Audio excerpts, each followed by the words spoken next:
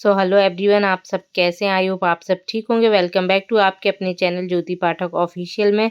सो दोस्तों, आज हम लोग निकल चुके थे ग्वारी घाट के लिए, क्योंकि दीदी को बहुत लंबे टाइम से उनको करानी थी सुहागलें ग्वारी घाट में।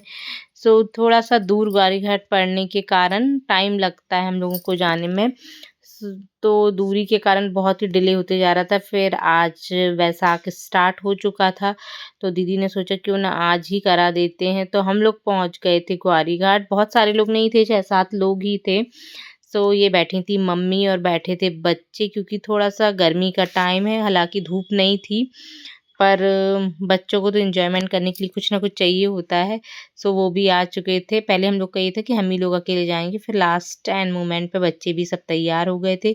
यहाँ पे दीदी की जेठानी करने लगी थी सुहागलों की तैयारी, क्योंकि बहुत टाइम हो चुका था, 12 बज गए थे समथिंग। क्योंकि दूरी ग्वारी घाट थोड़ा सा दूर है, तो हमें जाते जाते टाइम ही हो गया था, और सुहागलों में थोड़ा सा तैयारी करने में भी टाइम लग जाता है। तो यहाँ पे बच्चे बैठ के इंजॉय कर रहे थे, क्योंकि अभी उनके स्कूल तो स्टार्ट हो चुके थे, पर अभी गुड फ्राइडे था, तो उनके स्कूल की छुट्टी वगैरह थी।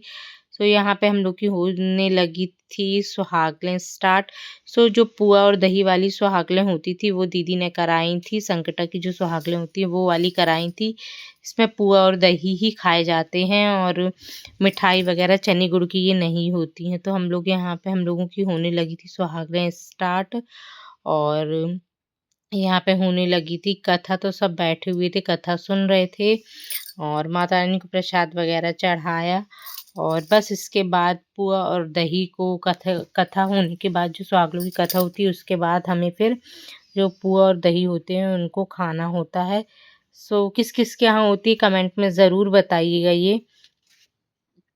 तो बस यहाँ पे हमारी हो चुकी थी, सुहागलों की कथा चली रही थी, और बच्चे भी अपना खेल रहे थे। बहुत भीड़ भी थी, क्योंकि बैसाख का महीना स्टार्ट हो गया, तो सारे लोग नहाने स्नान करने के लिए भी आ चुके थे।